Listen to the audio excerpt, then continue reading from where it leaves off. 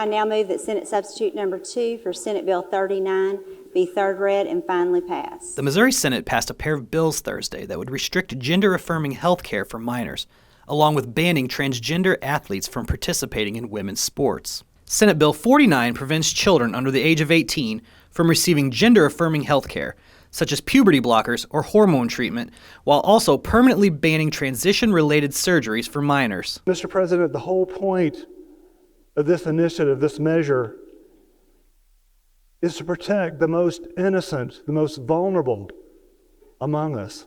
Senate Bill 49 includes an exception for children that have already started the process of receiving gender-affirming care. Additionally, Senate Bill 39, which passed Thursday as well, would disallow transgender athletes from competing in a sport aligning with their gender identity and limit them to competition based upon the gender assigned to their birth certificate.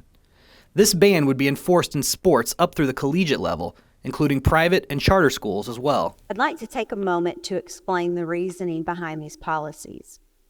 First, biological males are bigger, they're stronger, and they're faster.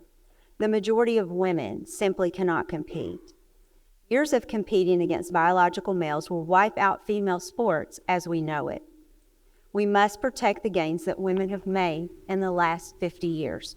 After hours of filibustering, a compromise was reached to include a 4-year sunset on both pieces of legislation, excluding the ban on surgeries for minors, which would be permanent. This was a tough week and a sad week for a lot of Missourians, a lot of kids who just are misunderstood.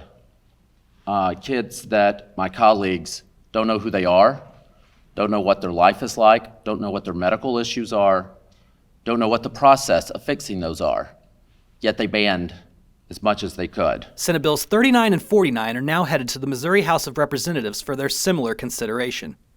To view summaries of the legislation or the bills in their entirety, please visit senate.mo.gov.